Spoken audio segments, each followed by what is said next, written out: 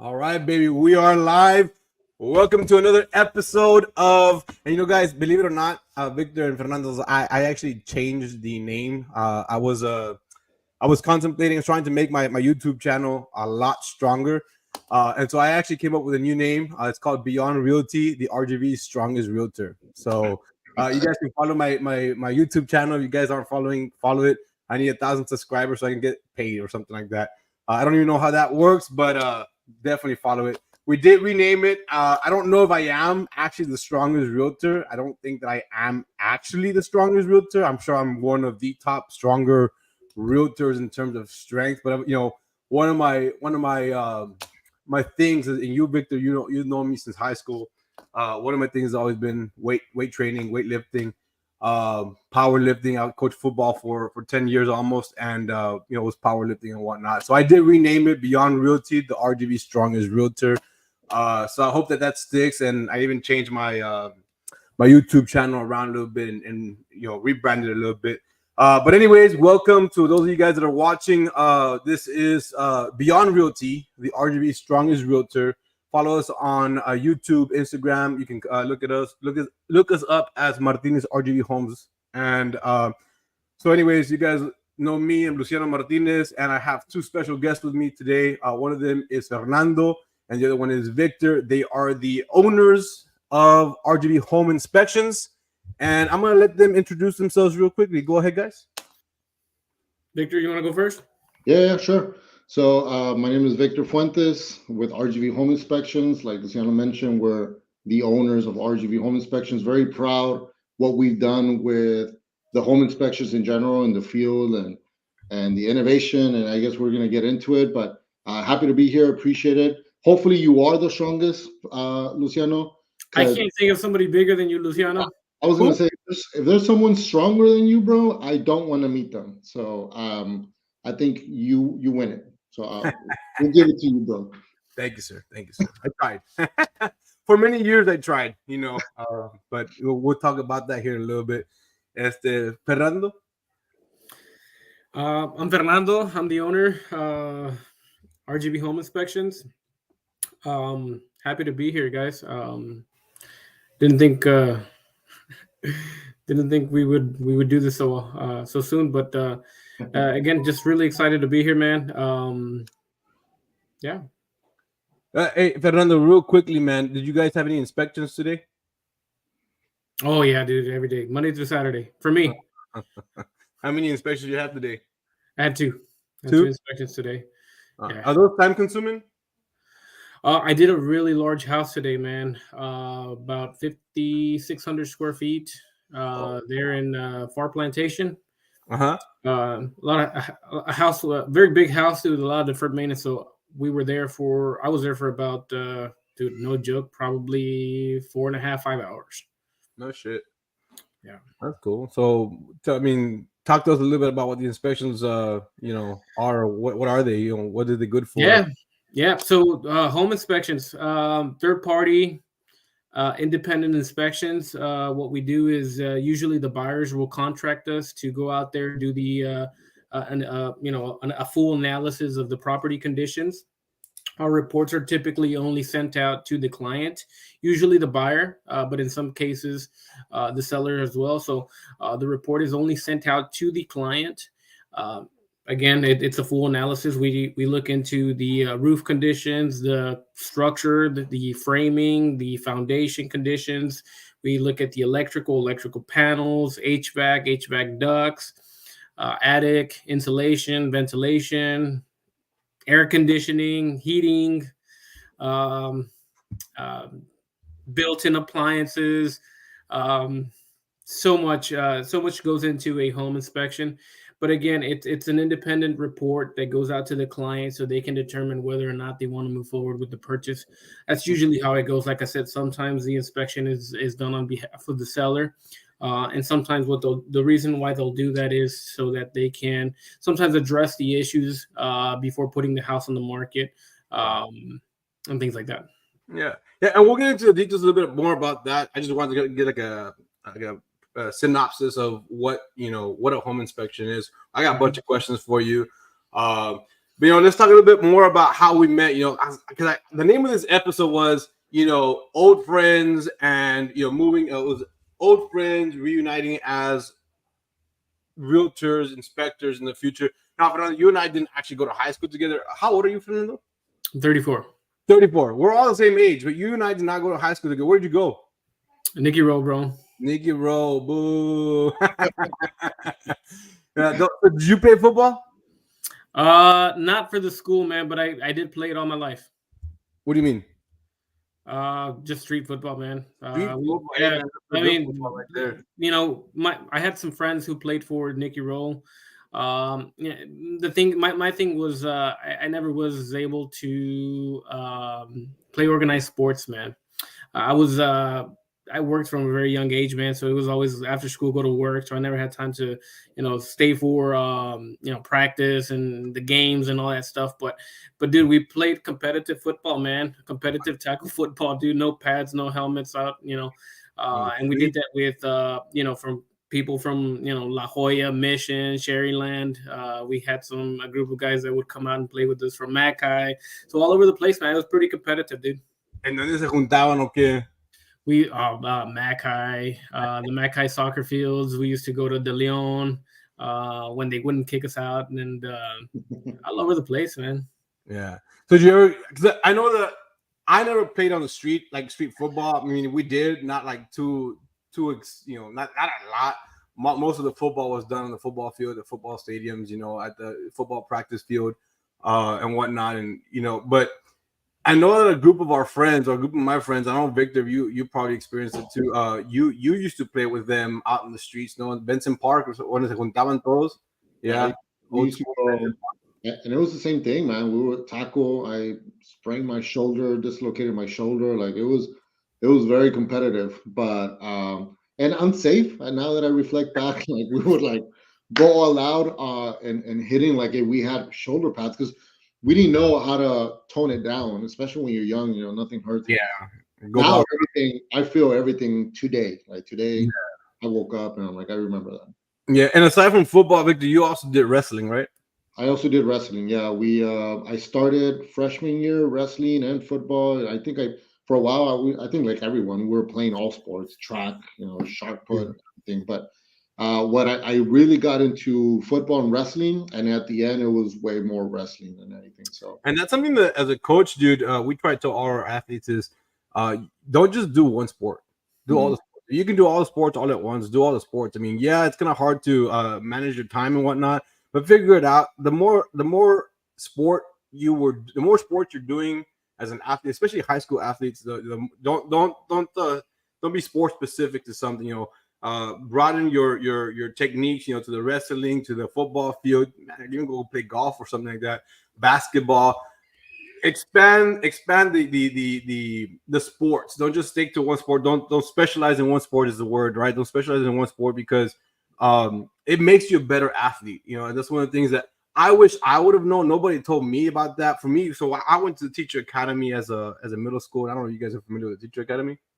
I don't think so. No. Yeah, no. So nobody's familiar with the Teacher Academy. I went to the Teacher Academy, and there was no sports at the time. I think now they have like a soccer team or something like that, but it's not even called the Teacher Academy no more. It's called the I'm not even sure what it's called, but I know recently had changed its name from the Teacher Academy to BETA, Business Education Technology Academy, or something to that effect.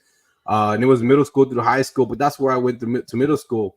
And then I decided to come over to La Jolla, was it 9th grade, and play football. But nobody told me, hey, go be a football player, basketball player, wrestler, go play golf, go do multiple sports, And I wish somebody would have told me, would have guided me in that direction. Because I think that, I accomplished what I accomplished as a walk-on football player at the University of Texas.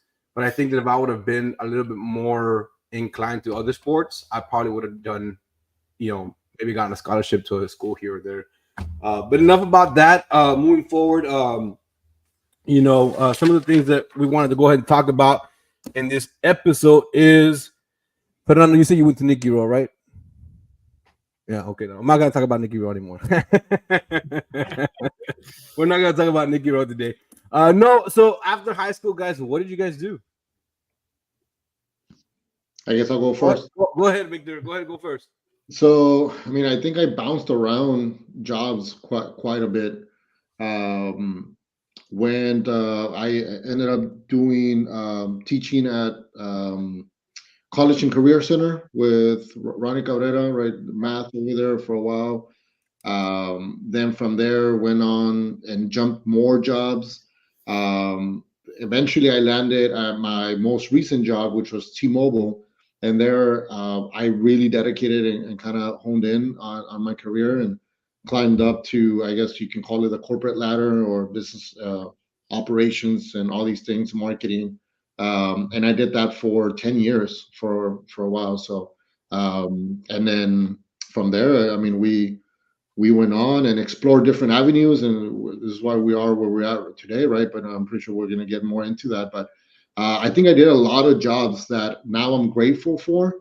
For example, door to door, I was selling vacuum cleaners for a while. The Kirby's, I don't know if you guys know them.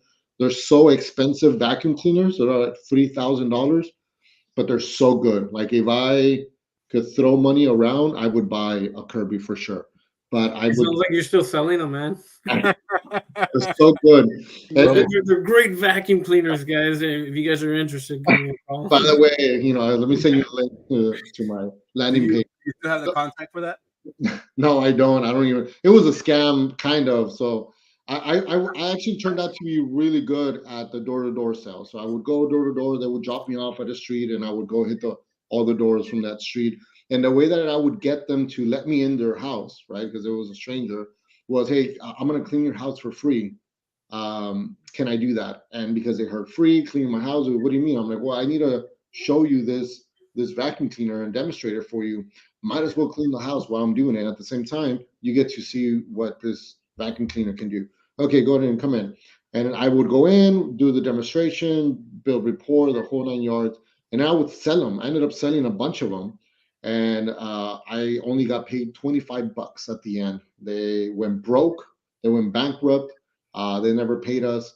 And I think the business at the time was called Caranimals, and if they're out there still alive, uh, you still owe me. So they're a scam, bro. I swear You to owe God. me money, baby. You owe me money. Yeah, But but there was a couple of stores that went bankrupt. If I remember, there was one here on Conway. Estaba la Walgreens today. There used to be a different building there that used to sell electronics like those. Wasn't that? I remember the yeah, name of that store. this one was by McCall, between McCall and Jackson on Hackberry, I want to say. So it Wow. was there, and we used to work all day, bro. Like there was times I wouldn't get home until like 11 p.m. Mhm. Because we would hitting and then sometimes we would, once we would in a house, we would take like 3 hours in there. So it was Yeah. a full presentation. But now some of those skills are helping me today as an entrepreneur, as as a marketer, as a realtor, and all these other things. So I'm glad that I was able to learn some of those skills and apply them today. So at the end of the day, I guess I ended up winning anyways. Yeah, no, for sure, dude, for sure. Is the Fernando? What about you, man? Where were you all these like from the time that you graduated high school to today? Now that I know you as a real inspector, real home inspector. I mean, I think the story is very similar, man. You jump around from place to place, just getting by, man. But right after high school, I went to college. I started at STC, got my associates there. Um, Jumped over to Pan Am. What is it now? UTRGV. UTRGV. I got my bachelor's in criminal justice psychology. I thought I was gonna do something with it, man. You know how that goes, dude. They don't prepare you for life after after the university, bro. Yeah.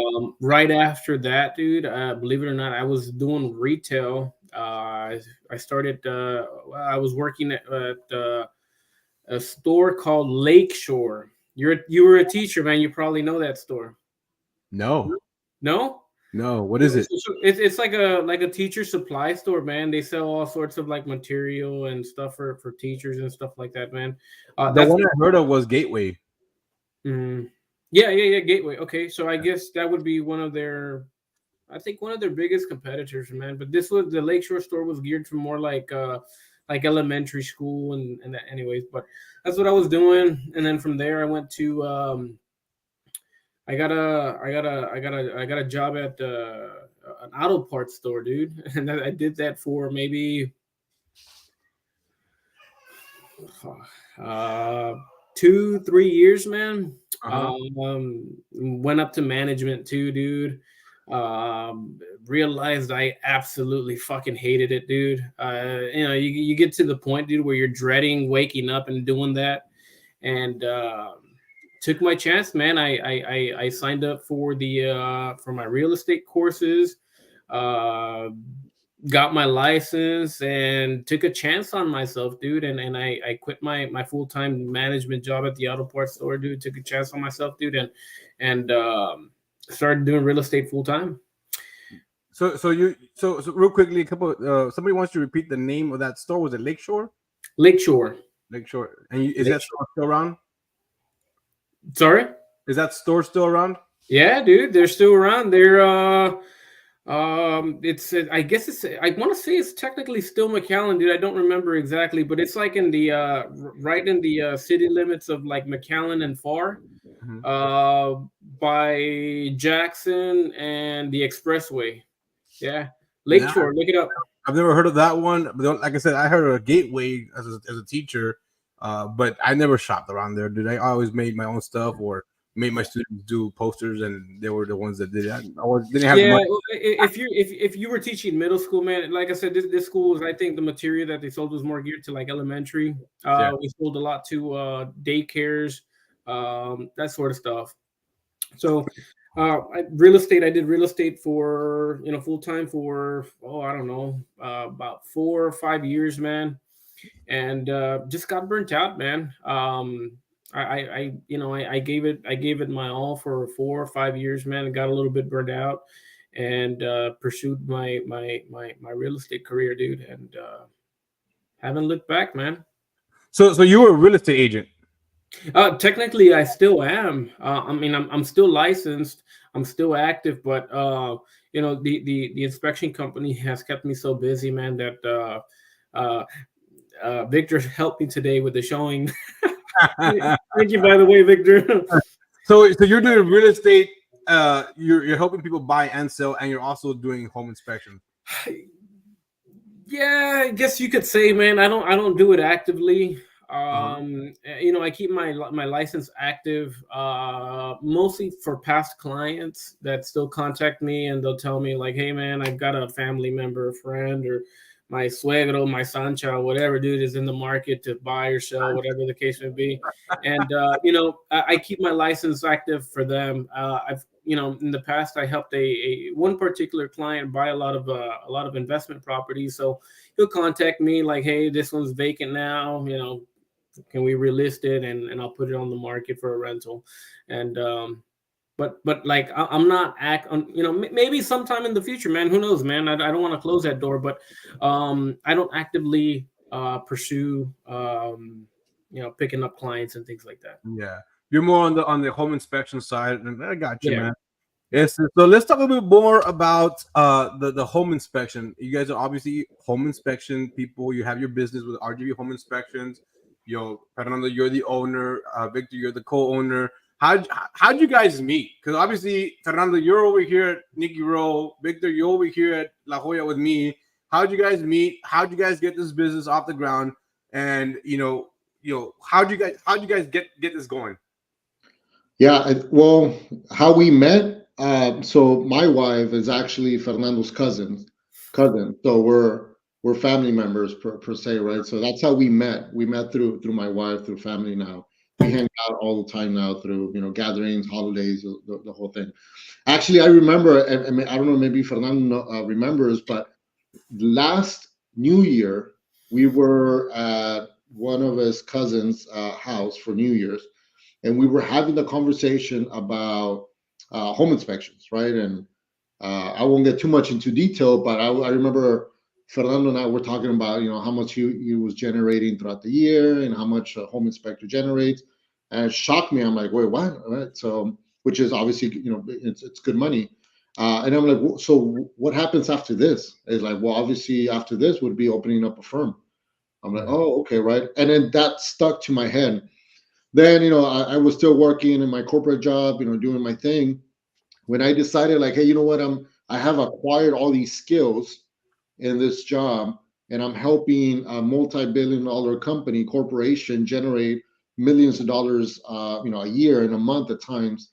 Why not go and apply these skills and try to do that for myself, even if I fall a little bit short?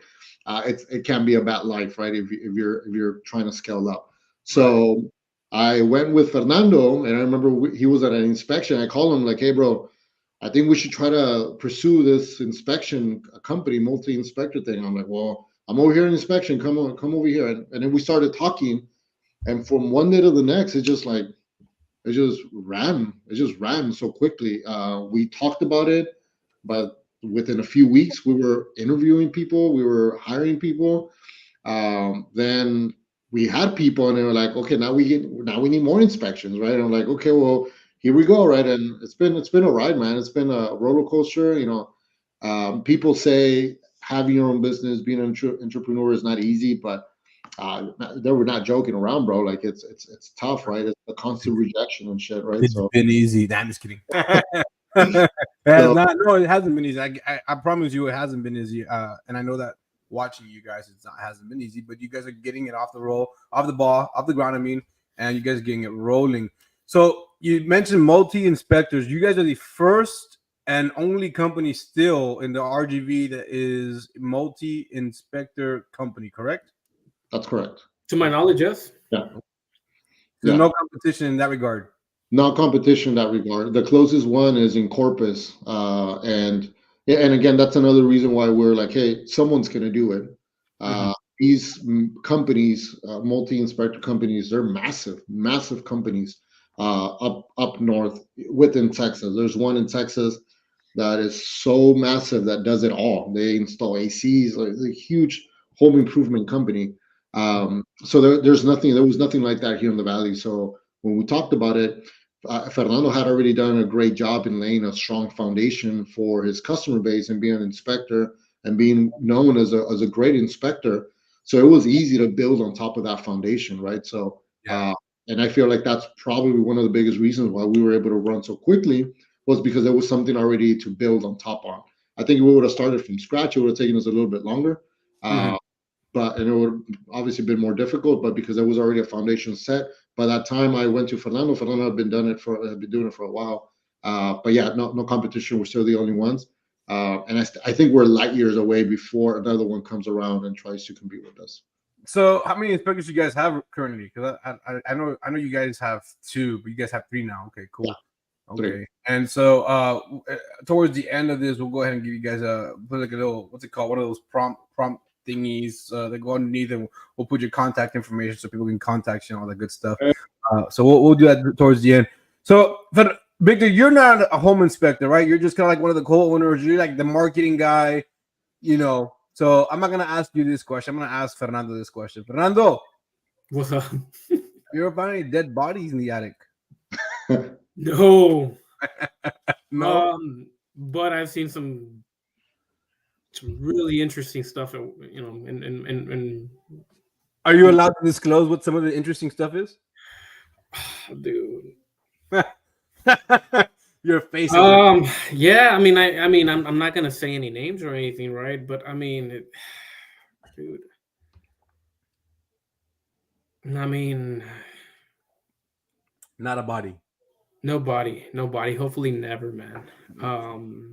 So there's an agent. The reason I bring about a body, there's an agent in our office who talks about a dead body in an attic, and I'm like, wow. So they found one. No, the point to that story is that after the buyers bought the house, over many years, later on in a different lifetime, there is a body found in an attic, which is kind of awkward. Nobody went up there. Nobody said anything about that. So that's why I'm asking, hey, did you ever find a body? No one smelled it for that long. Like that's weird. Yeah. Well, I mean, it was probably in there for like. It's probably well insulated. I'll tell you that. There you go, baby. No olía nada. So Fernando, going back to you, craziest thing that you've seen? Dude, it's name just one of the craziest things. Sex toys. I've found how's that part of the inspection? Well, you see, a lot of people think it's a good idea to hide them under their bathroom sinks, man. The problem is we have to check for leaks down there, dude. Oh, And I don't know. I guess maybe it's a convenient place to hide that stuff, but we have to peek in there, man. hey, let's keep this show a PG-13, guys. Um, It's gonna go on YouTube, guys. Come on, man. yeah, No, but okay, so that's not the greatest place to hide that kind of stuff, I right? found jars of weed, um, other drugs. I've one time I found a what is it? It's a one of those It's not Playboy. It's another magazine. I guess similar to Yeah. Yeah. No, we one of one of those. understand. But what about in regards to the inspection? Like maybe a crazy, I don't know, things were falling apart in the building or something like that, something to that effect. Oh, I mean, yeah, but that's like common. I mean, you have to understand that we do a little bit of everything, man. From new construction to houses built in the freaking early 1900s. Um, condemned houses, commercial buildings. So I mean, it's a little bit of everything. As crazy as it sounds, I mean, I don't really consider that that Crazy. rare anymore. I mean, we do a lot of houses with significant structural issues, and but I mean that's kind of become common practice by now.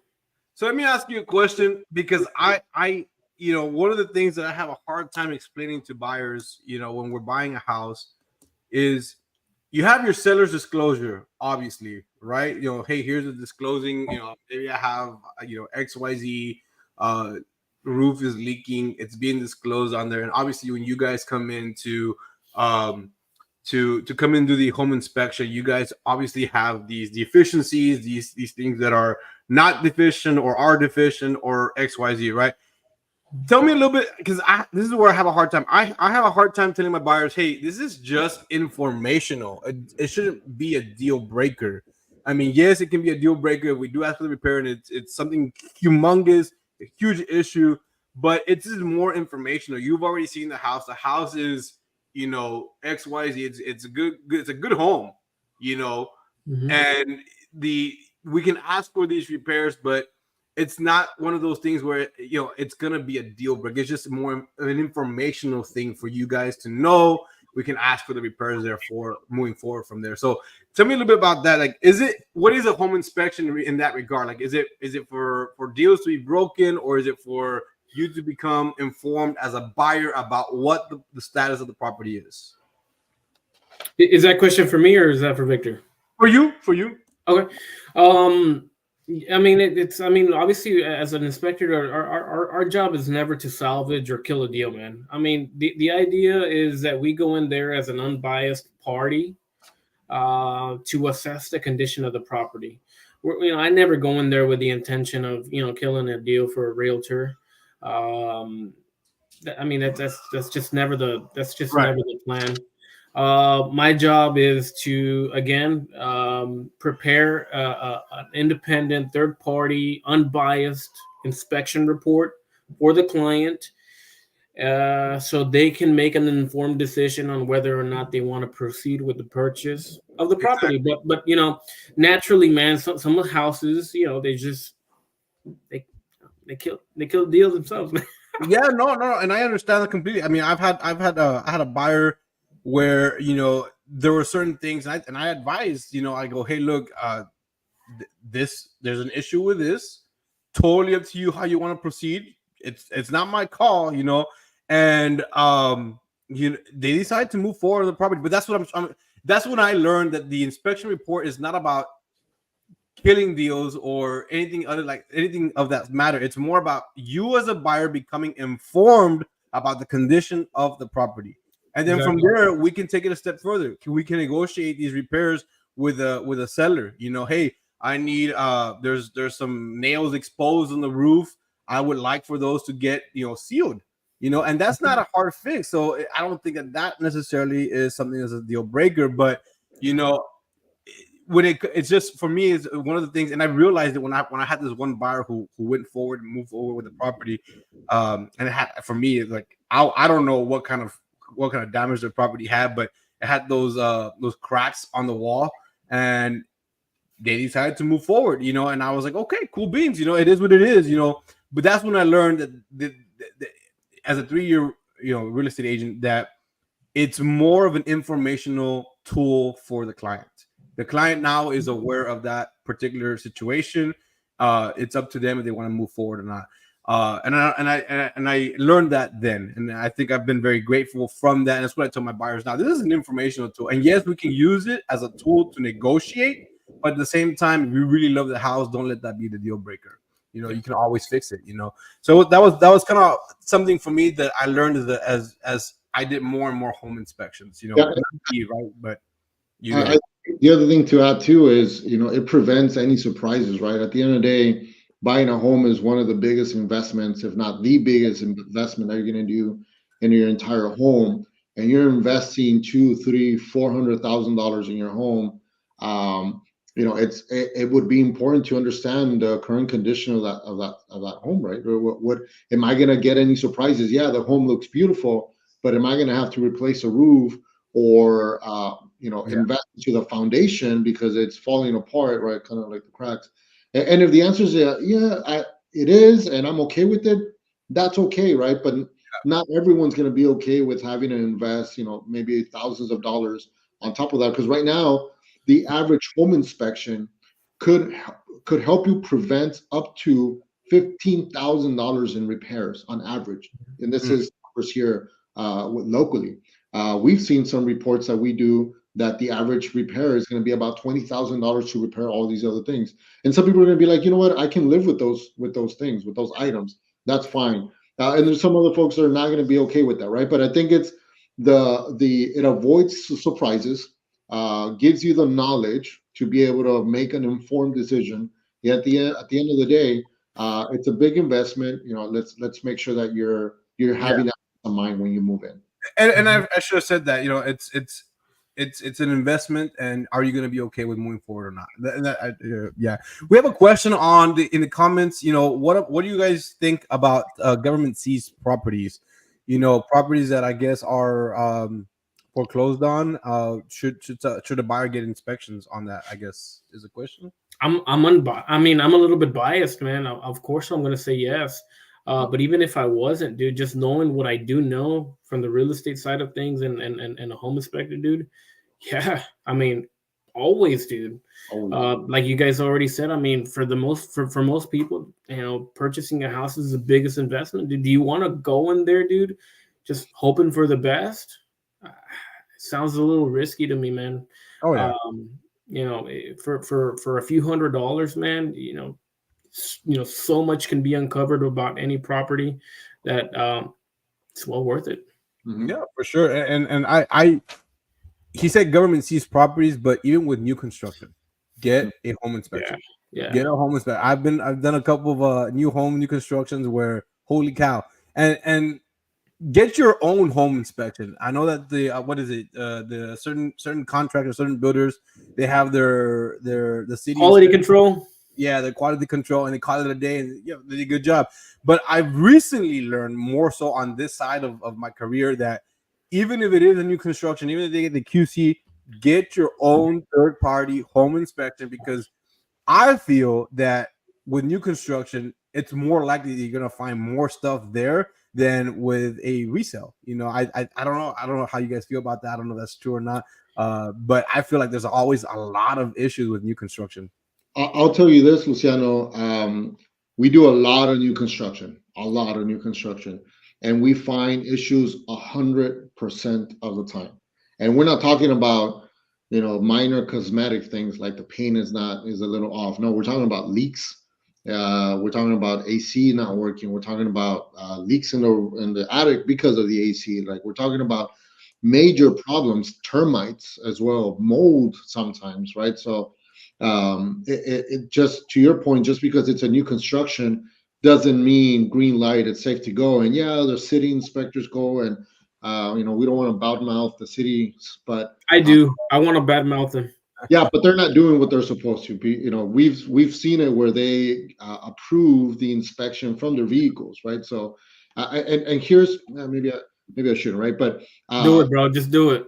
Lay it on them, bro. Lay it on them. Hey, the more controversial this gets, the more comments we get, the more engagement we have. Let's go for it. I'll tell you this, they think they're doing the favor to the builder, but as we've experienced with the builders, they say, hey, you're not doing me a favor, man, because at the end of the day, I have to bring that contractor back, and I still end up investing that money that you were trying to save me because the buyer still ended up doing their inspection, right? So you're not doing me a favor. I know the city benefits from more construction being built, right? Because more taxes that they can do. So hey, let's just try to go. But at the end of the day, the only ones that could hurt are the buyers. And at the end of the day, it doesn't even go unnoticed because the buyers still end up getting an inspection, hopefully. And we still come in, catch them, catch all these defects, and we still move in, right? So we've had conversations with the cities and bringing this awareness to them and say, hey, we need to do something about this because it's hurting people. It's hurting the investments, and it's not doing anyone any good. And they wouldn't do anything about it. So that's why we took it upon ourselves to create our own initiative and partner up with builders and say, hey, you want to build a good quality product, right? Are we on the same page? Yes. We want to help you build that good quality product. How about we partner up together instead of working against each other, and we together provide that better quality product and improve the community overall, even if the city doesn't want to be involved in this. Yeah. So, what builders are you guys currently working with or currently partnered with? Man, we have the list has grown. The list has grown quite a bit. We have CJE. We have, apologize if I leave anyone out. I can't from the top of my head, but CJE, Prestige. We have Entre Homes. We have so many. There's so many. We have a good maybe about 10 builders that we're working with now. Are these pre-inspections like, okay, here's the home, it's built, you've pre-inspected it before the buyer comes in, or are you guys inspecting from the beginning of both? It depends. It depends on how much the builder wants to focus on quality. Sometimes when we catch it early enough, man, the builder will say like, hey man, we're about to pour the foundation for this property. I mean, I want somebody to, an independent set of eyes, man, from the beginning up until the end. And it just adds extra layer of what's the word I'm thinking of protection.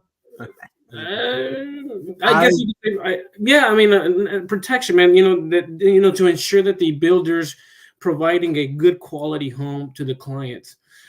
Luciano, man, I don't think this should come as a surprise to you, man. But the consumers they're getting wiser and wiser. So the percentage of people performing these independent inspections it's growing, man. So it's in the interest of everybody, man, especially the builder, to do these inspections beforehand.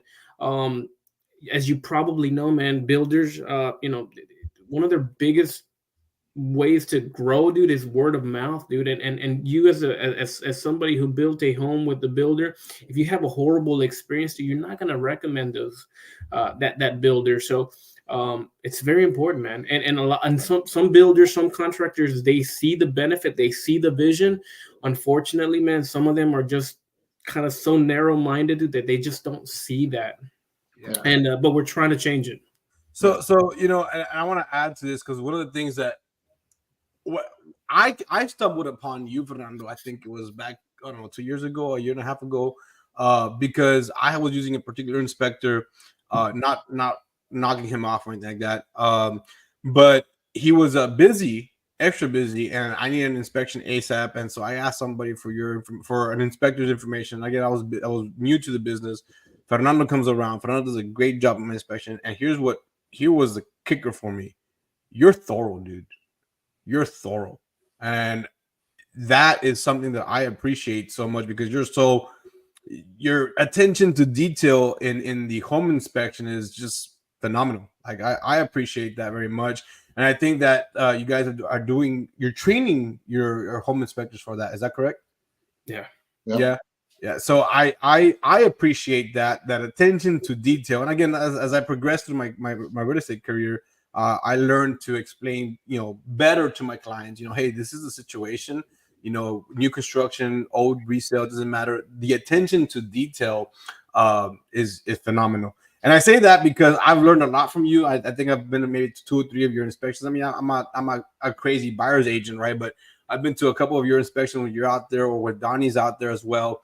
And I ask questions as a real estate agent because I like to be informed. And now one of the things, and correct me if I'm wrong, but one of the things I always look for when I go to do a showing at the houses, I go to the kitchen, I open up the vent right on top of the what is it called, the vent that goes Kitchen out. exhaust? Yeah, the kitchen exhaust. I want to make sure that it's going, at least there's one right, and two, that it's flowing out. I mean, I can't get into the attic, but I always tell my buyers, I go, this is one of the things that Fernando's gonna catch. I guarantee it. So I've learned a lot from you guys when I go to your home inspections, and I just watch you guys. I ask you guys questions. I talk to you guys, and I've learned a lot from you guys. By all means, I can't appreciate you guys enough, but I just wanted to make sure that I made that comment, that you guys are very, very thorough. You guys are phenomenal on that. And you guys do a great job of training your inspectors for that. So I appreciate you guys on that. I don't know if you guys want to. Yeah. So on that, right. And the reason I wanted to add to that, right, because one is, not to your point, not every inspector is like that. And we take pride that every inspector that we say, he works with us, he's our inspector, he's one of our inspectors, he's part of RGV Home Inspections, is because we feel confident that they're going to be as thorough as we expect them to be and we need them to be, right? So, and I say that because there's a lot of inspectors that we try to put through and they just simply don't make it out, right? So we don't put them out, we don't put the logo behind it, because we represent high quality. And the other thing too is, for my realtor friends out there, it doesn't mean like, oh, Fernando's and RGV Home Inspectors are gonna bash our report and it's gonna be 100 pages long. The other side of it, which is very important, is the communication piece. And this is another thing that we look for in our inspectors as well, is how well are you at communicating your findings? Are you scaring and sounding the alarms to the findings and scaring everyone away? Or are you able to communicate them in a way where you give them simply peace of mind, educate them, give them the knowledge, and let them make that decision for themselves, right? Because we've seen it all. We've seen inspectors that are dragging feet. We've seen inspectors that are not looking at every detail. And we've seen inspectors that just simply want to sound the alarm for every finding that we get. And all those things are important, and we need to have that perfect balance for our clients and our referral partners. Yeah, for sure. And so, one of the things I was going to talk about was, real quickly, my eyes versus your eyes. And I think I already touched on that. Is my eyes are the real estate agent eyes. You guys are the home inspector eyes. You guys know exactly what you guys are looking for. Because sometimes buyers will ask me, hey, does it have any foundation issues? That's an inspector question. I don't know anything about that, So that's something that's also not my lane. And that's what I would redirect them to. Hey, when you guys get your home inspector, you make sure you ask that question. I do try to ask my buyers, if at all possible, to try and be there in the home inspections, because I want them to be able to ask the questions about that. How do you guys feel about that? Fernando? Yeah. Well, I mean, look, man. The truth is, dude, we don't mind it, man.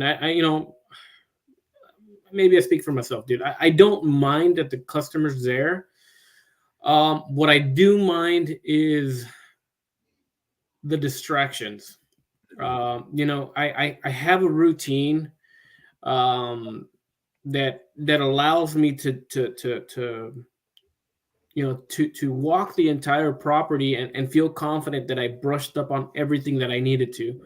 And oftentimes, the clients, they'll show up, dude, with 2-3 kids, and they're all running around, and everybody's, or with their, spouses, or with their extended family, and some of them are pulling you this way, like, hey, what do you think about this, and what do you think about this, and it just kind of takes you off of the routine, man. So in a perfect world, if I had it my way, what I would want is for the client to show up 15-20 minutes before finishing up, so it'll give me an opportunity to walk the entire property without any distractions, but still have that opportunity to talk to the customer, go over the findings towards the end. I like that. Yeah. And I actually recently started trying to do that as well, where they're showing up. I tell them, hey, he's going to be there for about an hour, 30 minutes. Show up the last 15, 20 minutes. I'll be there and I'll stick around, ask questions if I have to, as much as I can right now. So now I'm not teaching anymore, so I'm able to do that. When I was teaching, but yeah, I like that, man. Thanks, man. I appreciate that. So real quickly, I wanted to touch up on a couple of things that you guys offer. You guys offer packages as well, because Victor, you brought it up earlier. Termites. You guys do pest inspections as well. So we've grown our partnership. So we've extended our network. So we are partner with ABC Pest Inspections, Pest and Commercial Inspections, and now we're able to provide termite inspections, pest inspections through that third party. Now, it doesn't mean that we sign you up and then we send you over there. It's all done through us. So there's nothing additional needs to be done on your end or your client's end. We book the whole thing and everything's done through our software, one invoice, one everything. It's seamless to the point where you would think that we've done the inspection, but give a credit to these guys out there, man. ABC, these guys are always available. They're very flexible. They're go-getters, and we love having them as partners as well. Awesome. Hey, so you brought up software. I'm a big technology guy. The last time I did a home inspection with you guys got some real cool tech. Tell me a little bit about that. Yeah, man. So in order to be the best, you need to have the best, right? The best tools, the best software, and I'll say this: it's not easy for those homeowners out there. Whenever you have to switch out software, it's not as easy as just like clicking a button. We got a new software. Like you have to transfer stuff over. So we had been contemplating that for a while, but we finally made the switch. And you'll see, Luciano, to your point, you'll see it. Communications there, text messages, reminders, flexibility. Everything's so easy to be able to click on your phone, make the payment through there. You see the invoice. If you want to make additions to your inspections, because we offer thermal, pool inspections, sprinkler inspections. Now you don't have to call it in. You can just click. I want to add this. I want to add that. I want to add a termite, and everything's done through the phone. And it's so simplified. The report is easy to read.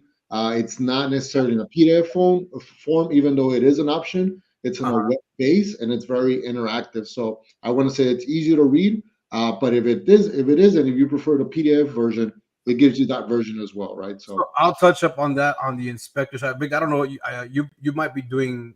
So let me ask you a question. I don't know if you guys can answer this question or not, and then I'll come back to what I was gonna say. Big, you are now a real estate agent. You're a realtor. When you do home inspections for your buyers, are you using RGV Home Inspections? Ooh, the question. So the answer is I don't know yet. And so I just started about 30 days ago. I've been focused way more on the listing side. So Okay. no, I haven't really worked with buyers yet. But I thought about that, right? Because there's rules and regulations and all these things. I want to make sure that I'm careful. I'm, Go ahead. Oh, and the reason I'm asking is because I was gonna say, have you seen it on? I'm sure you guys play around with your own technology. Have you seen it on when you're presenting the home inspection to your buyer, when you're going over the home inspection with your buyer? Have you guys seen the consumer side of it? Yeah. Okay. Yeah, we see it whenever we meet with me and Fernando and the inspectors. We made it a point like, hey, let's see what the client is going to be able to see. Let's run through that, and then we'll go from there. But yeah, that's important. We want to make sure that we have the same eyesights as well. So, and the reason I asked is because you guys talk about the ease of, man, the last time I did a home inspection with you guys had this new technology, and I really thought it was so cool. It was awesome. Very easy to use. But at first, I was like, holy cow, you blew my mind, And then I realized that it was a lot easier than the previous technology you guys were using. And you guys still had really badass technology prior to this. But it just made it. I really like the repair builder. That was so you guys had an action plan before.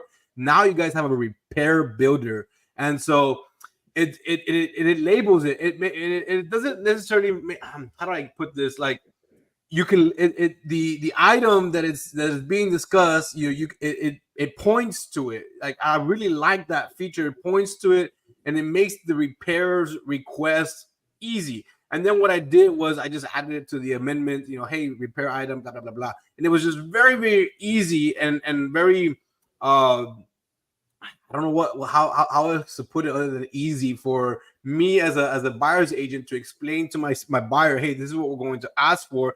It's in the amendments, and then I would put it all together and send it to the listing agent so that they can show it to their buyer, to their seller. And it was just so easy. And I'm a tech guy. I love technology, so I just props to you. We wanted to make sure that the effort with the process was effortless, right? So the great thing about this tool, or the software in general, is that it thinks from the perspective of all of our clients. So we have buyers, our clients, we have realtors that are our clients, we have typical homeowners that, hey, I just want to learn about my home as clients. So it has a little bit for everyone. So you as a realtor, it understands, right, the people that have created, and the people that have created this software, they used to be realtors as well, right? So they understand the game. They understand what is needed to have that process go as seamless as possible, right? So to your point, it's tailored to all of our clients and needs.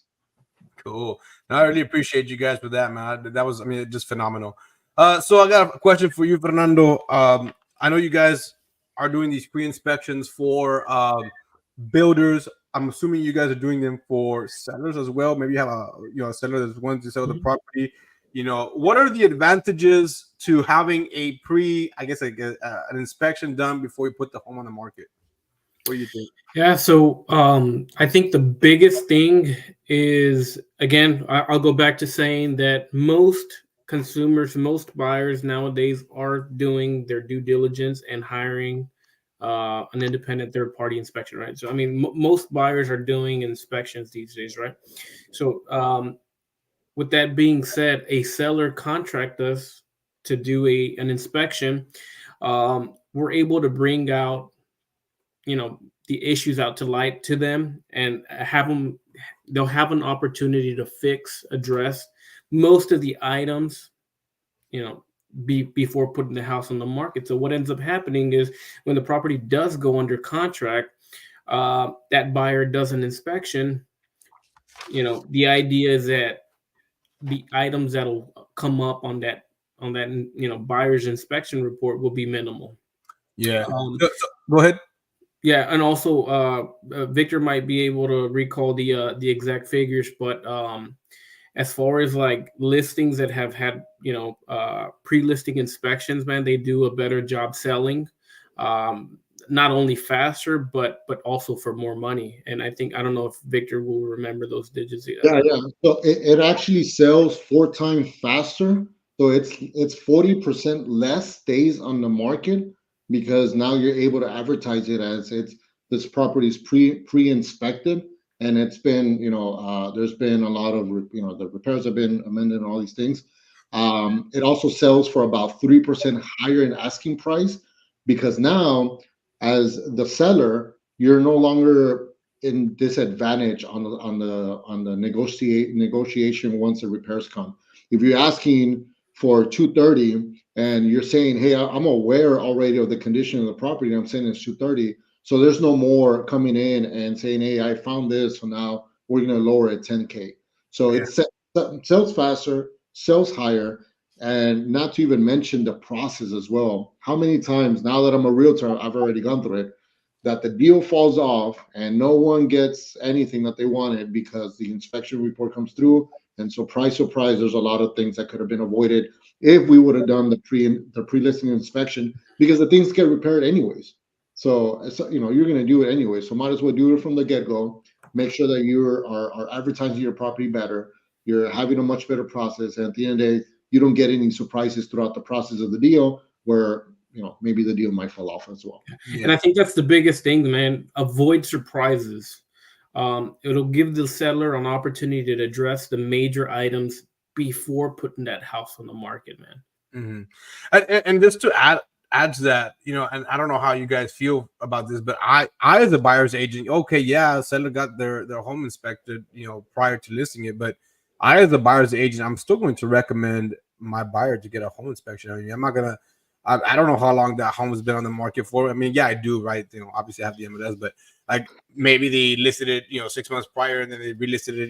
I don't know what the continuous days on market, what the threshold is there. But if you listed it a year ago, you had a pre-listing inspection, and now you got a year later, you relisted it. You say, hey, I have an inspection from a year ago. I'm still gonna say, hey, Mr. Buyer, Mrs. Seller, I mean, Mr. and Mrs. Buyer, please, I recommend a home inspection. Either way, yeah, and you know what? Some of the builders that we work with, they say, hey, the buyer still gets an inspection done, but here's the biggest piece of it is the report is so minimal. It's like 1 or 2 items, and some of those items are like maybe they shouldn't even be on the report. But you go from a 20-page inspection report with so many items to 1 or 2 items. When was the last time, Luciano, that you saw an inspection report that had 2 items on it, right? So only when I've done a re-inspection. there you go, right? As a first-time inspection, 2-3 items, and this is coming from maybe I don't know if they'll be okay with me saying it, but one of the builders that we work with, and they're like, I love doing the inspections. It's totally changed that. I have yet to get a deal not go through because of what comes out in the inspection. And he showed me, he's like, look, this report only has 2 pages, and the first one was the introduction, so it was only 1 page. Yeah. So and I know that we're getting here close to the hour, but I have to get a couple more segments going. With that said, Fernando and Victor, when you guys do pre-listing inspections and you guys bring them a report, do you ever get these sellers that are like, no, I don't believe you? No. I've never. So I mean, we don't make stuff up, man. I mean, that's first and foremost, dude. I mean, it's important that that is said. We don't make stuff up, man. And not only that, dude, we document everything. There's pictures that we attach to the inspection report, and whether or not they disagree with something. I mean, I can't imagine, or I can't remember a time that it's happened, but. What I do believe is that maybe sometimes the sellers are not happy after seeing the inspection report naturally, right? Because you have an emotional attachment to the house, and to you it's perfect. And sometimes when a new set of eyes is laid upon your house and stuff is uncovered, naturally sometimes I guess some people might get upset, but Yeah, two things with that too. Sometimes we get, I think the reason why we don't get that pushback from regular sellers is again because these guys understand the why behind it. Hey, so some of these things that are a part of the inspection are there for a reason, and if you understand the why behind it, like hey, why is the GFCI important? And if you understand the why behind it, then it's harder to push back because like, oh, that makes sense. Yeah, that could get ugly very quickly, right? Yeah. So if you understand the why behind it, explain, hey, this is what came up, and this is why this is important, and this is why it's a safety issue, then you come off as the expert, right? And as the expert, then no one's going to fight you. But the other thing is, we sometimes have gotten builders that will push back on the findings, right? And I won't mention any names, obviously, but builders will say, no, my guy, my electrician, he's a master. He's been doing it for 30 years. Been doing it for 250 years, and he's a badass. And I'm like, okay, great. And then the electrician comes over and he's like, hey, so the inspector is saying that you did this, and this wrong. He's like, yeah, it's because it's all I had in the truck available. Oh, so you were wrong, right? So there you go. So it doesn't, and again, it's not to call anyone out, right? But it's to say that everyone's human. No one is trying to build a shitty home, but yet it happens because there's so many moving parts that happen in a new construction, and we're not there to say that you did a wrong job or bad job or whatever the case may be. We're simply there to help you elevate the quality of your build, right? So and their business, not just the quality, but their business. They're trying to move forward and get bigger and bigger. Here we go. Moving a little bit forward. what realtor tips can you give us realtors to be able to more effectively work with you guys? I think one of them would be, I guess communication. Communication would be big. Don't see us as the bad guys. If you don't know how to communicate a finding, please, get with the inspector. Make sure that you fully understand the issue, because it looks bad and it sounds bad doesn't mean that it's bad, or doesn't mean that it's hard or pricey to repair. Especially if we're trying to help you, get with the inspector, find out more. If the inspector says, I don't know how to get that repair, then look for the expert to do so, right? But I've seen it so many times that the realtor will be the one to ring the bell and say, let's run away. And I'm like, it's not that bad. But you would have known, if you would have asked, you would have maybe held the deal together. Let me ask you all a question. Why is it, and this is something that I learned recently, or not recently, this is I learned about 5 years ago, 6 years ago. This is prior to being a real estate agent. Why is it that garage doors cannot have a manual lock?